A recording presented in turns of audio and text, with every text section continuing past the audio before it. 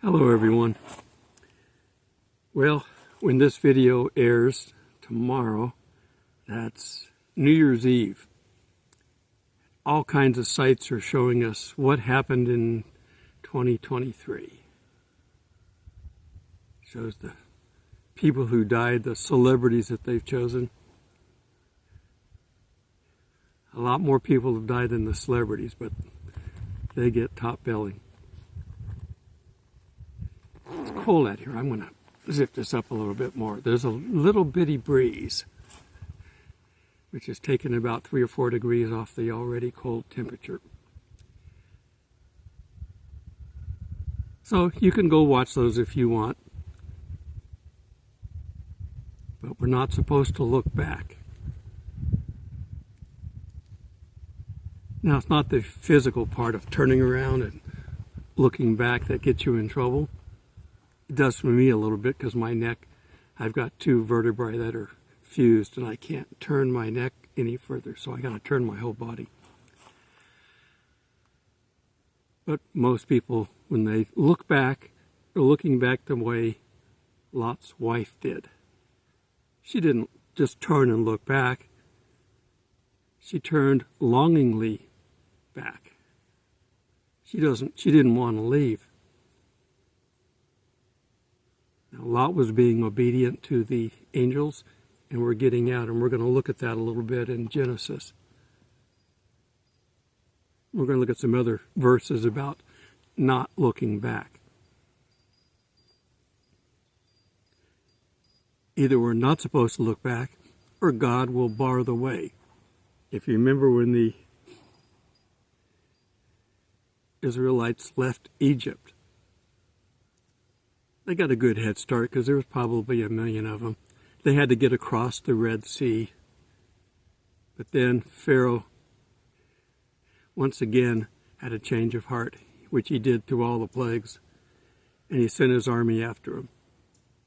And they sent the army out across the dry land of the Red Sea to go get them. But God had other plans, and he allowed the sea to close up on them. So there'd be no army coming after them, at least in a few generations, because it's going to take a while to put all those people back together. And with it closed, there was no backward path.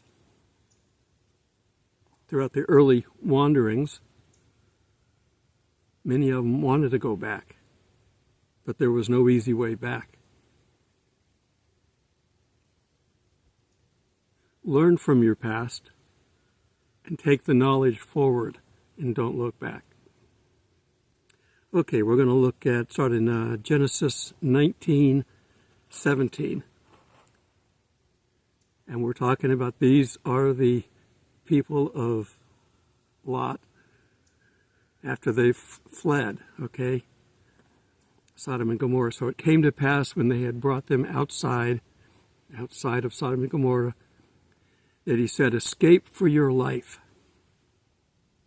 Run for it, run!" Or "Run, Forrest, run. Do not look behind you, nor stay anywhere in the plain." So there's plains and then there's mountains. Escape to the mountains lest you be destroyed. So I'm not exactly sure how far that was, but this isn't the millions that left Egypt. This is just Lot's family. They're told to get out and head for the mountains. I'm assuming that if they get up in the mountains, the flames don't go up that high. Or maybe they hide behind the rocks that are up there. I don't know.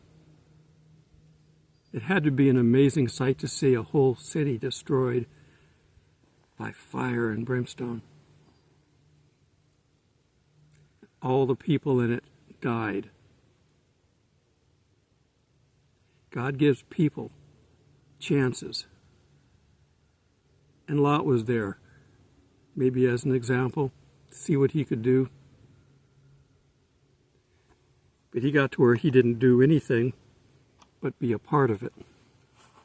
Now, did he commit the sins that they were committing? I'm not sure about that.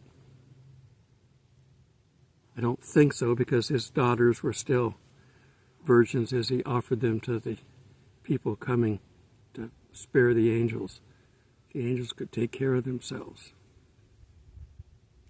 So he was probably real close to the edge of teetering on this. God saved him. Of course, Lot's wife didn't make it. Maybe she was there for every meal after that, because she turned into a pillar of salt. You're going to salt on the... I don't know. I'm trying to find something light about this, but there's really nothing. Okay. Let's take a look now at Isaiah. Did I say the verse on that? Genesis 19:17. And then now we're going to go to Isaiah 43:18. Do not remember the former things, nor consider the things of old. Behold, I will do a new thing. Now it shall spring forth. Shall you not know it? I will even make a road in the wilderness and rivers in the desert. All these people wandering through the wilderness, the pillar of fire and smoke kept them going. Told them where to go, when to pick up. That many people you got to come up with. You just can't sit. You take a herd of sheep and you put them in a field. You let them sit there for a little bit, but you can't just leave them there, because they'll eat the ground bare. So you move them so they constantly have something fresh to eat. God was doing the same thing with his sheep, moving them around. And when they got to a place and there was no water, Moses struck a rock, and out of it came water. Well, he probably moved the rock, and it was plugging a stream up. God knew exactly where it was. And if he'd have followed God's instruction the next time they needed that, he'd have got to see the promised land up close. But he got mad. Sometimes we get mad at God. He understands, but there's a punishment for being mad at God. And it's hard sometimes to know whether we're being punished for our behavior or we're just being tempered. We have to be honed and tempered like fine metal. It doesn't really matter. It's all for good, and that's the main thing. Okay, and let's go ahead and take a look at Luke 17. Familiar verse, because it's New Testament for most. Most people know the New Testament, Christians. They don't know a lot of the Old Testament. Luke 17:33. Whoever seeks to save his life will lose it, and whoever loses his life will preserve it. Don't try to be part of this world.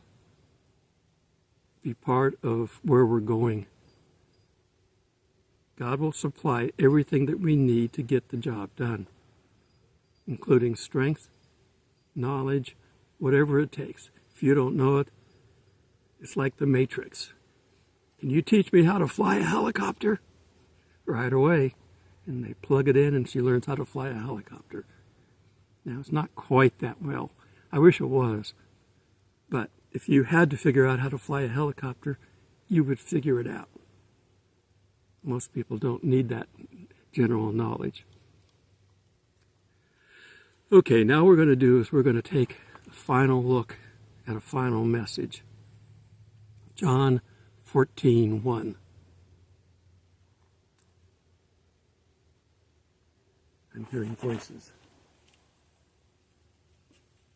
somewhere. It is still quiet. You can hear how quiet it is. I'm not hearing birds, nothing. So voices carry. I think that's the next campsite over, which is beyond the trees behind me. So John 14:1, let not your heart be troubled. You believe in God, believe also in me. In my Father's house, this is Jesus speaking, in my Father's house are many mansions. Now, the word mansion's not a really good term. big apartment, luxury apartment, whatever you want to call it, in my Father's house are many mansions. If you use their word, these are not standalone. Stop for a second. Saying hi to passersby. Anyhow, so this is in the Father's house. We have a lot of movie star homes around areas, and whether it's the old area in California where they lived in Beverly Hills, or even here, I think Chipper Jones just sold his mansion. These are, some of these I think are even bigger than the Beverly Hills house. Some of them that are out there. Anyhow, and of course that wasn't all one location. There's a house to the north where they used for the exteriors, and then they used a house for the interiors initially, and then they went to the studio, which is better. Budget-wise, you don't build until you need to. Okay, rabbit hole finished, we're going on. So there are many large apartments in this mansion, this Father's house, whatever size it is. There's a place for everybody. And I go there to prepare a place for you. Keep looking forward. We have a place waiting for us. I'm sure it's furnished. I would imagine it's well stocked with food if we're going to be eating in heaven. I don't know. There's probably a big gift basket there on the table. Welcome home. I don't know how we're doing this. Continuing on, and if I go to prepare a place for you, I will come again and receive you unto myself. We as a body are the bride of Christ, and he's coming back for us. And we're not going to have to go through the tribulation. We've already learned. Now, maybe not completely, obviously, we're still human. But we've learned, we've made the choice. The reason for the tribulation is for those that haven't made the choice. And it's going to get gradually worse. And there will be people making their choice every day through that tribulation time frame. And then when that's over, there'll be one last test. And that will be the millennium. But we've got to get through the tribulation. We've got to get to the final choices. The goats and the lambs. How are we doing on time? I need to wrap this up because I'm feeling like my mouth is starting to. That's why I stopped it. I don't know. It's getting cold out here. I've got my heater running in the tent, the electric one. I don't burn the fire one unless I'm in there watching it. It's a propane heater. It's a little buddy heater. But I don't burn that unless I need to, and I'm going to turn that on as soon as I get in there because I want a big shot of heat. All right, well, let's keep going on here so I can finish up. So if I go and prepare a place for you, I will come again and receive you unto myself, that where I am, there you may be also. And whither I go, you know, ye know. And the way you know. So you know where I'm going, you know how I'm going to get there. He's going to ascend. Thomas saith unto him, Lord, we know not whither you goest, and how can we know the way? Thomas, everybody has to ask questions. Not asking questions is dumb. There's no such thing as a dumb question. If you don't know it, it's not a dumb question. Jesus said to him, I am the way, the truth, and the life. No one comes to the Father but by me. For all you religions out there that have many ways to get to God, you will be surprised soon. If you had known me, you should have known my Father also. From henceforth you know him, because you have seen him. Philip said to him, Lord, show us the Father, and it will suffice us. Give me a sign, God. Show me that you really want me to do this. Give me a sign. And Jesus said unto him, have I been with you so long, time with you that you hast thou Okay, let me start that over. Have I been so long a time with you? I have trouble with the King's English sometimes. Have I been with you so long a time, and my mouth is freezing with you, and yet hast thou not known me, Philip? He that has seen me has seen the Father. And how sayest thou then, show us the Father? Believe thou not that I am in the Father, and the Father in me? The words that I speak unto you, I speak not of myself, but the Father that dwelleth in me. He doeth the works. The Spirit of God in us does the things that we do. When people go, that's amazing, I really loved hearing your message. Well, hopefully it's the message that God sent through that person, not that person speaking. If it's coming through from God through the person, it's going to be well received. If it's from the person, it might please. I mean, if people that have been doing this for a long time, and I've only been doing this for like 3 years, but people that have been doing this for 20 years, they know how to do a sermon. They've done them every day or every week. We can coast on our own for a little while. But we're sinning when we're doing this if we're not doing it for God. Believe me that I am in the Father and the Father in me, or else believe me for the very work's sake. You've seen me do all these things. Believe me, because who else could do all these things? They've traveled with him. We haven't. They had the advantage and they still had doubt. They were with him. They traveled with him and they still had doubts. So if you have doubts, it's understandable. But tell God. Don't tell me. Tell God. Now, if you need me to pray for you, put it in the comments. But you need to tell God first. And he'll provide an answer. Verily, verily, I say unto you, whenever you see Jesus talking that way, that's the Greek translation, but it's basically, listen up, guys. This is important. He that believeth on me, the works that I do, shall he do also. If you believe in him and you're a Christian because you've accepted him, you can do the same thing Jesus did. If there's a need for you to walk on water, you will walk on water. Remember, Jesus walked on water, but so did Peter for a little while until he looked around and got frightened.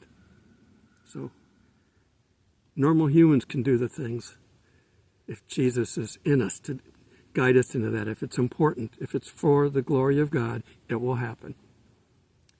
And greater works than these shall you do, because I go to my Father. So he's going to heaven where he can get the direct plug-in to God. And we're all connected via Wi-Fi, a spiritual Wi-Fi. And whatsoever you shall ask in my name, that will I do, that the Father may be glorified in the Son. So if you ask it for his purpose, for his glory, to glorify either Jesus or God or both, they're the same anyway, but we keep them separate in our little mind. If you ask for something for him, it will happen. For ministries, God does things. For individuals, he likes to please us and he will. But definitely, the power is there if you're ministering. If you're going out to talk to somebody, God will be there that whole time. So, if you shall ask anything in my name, I will do it. So, look forward, don't look back, and look for ways to serve God. And it's like, okay, well, I want to serve God. I want to get 1,000 Bibles and I want to send them here. But I don't have money for 1,000 Bibles. Tell God about it, and he'll provide the mechanism. It may not happen the minute you ask for it. It might be a week or two or even a month or two later. But it will happen, because God has to kind of pull all that together for you. because he's going to use what's around you. He's going to have you meet people delivering the message that God wants you to deliver. You're going to meet people, and somebody's going to hear it and go, I want to be a part of this. They will send money, and you can go get your 1,000 Bibles and deliver them. Or whatever your situation is, however you want to help. You want to set up a halfway house for children. You want to set up a place to help the homeless. You want a food truck so you can go around and feed the homeless. Whatever it is, God will provide it if you're connected and sincere. All right. I think we're running out of space on my phone, so let me wrap this up. Have a great New Year, people. It's going to be a lot of things happening. Till we meet in the skies, God bless.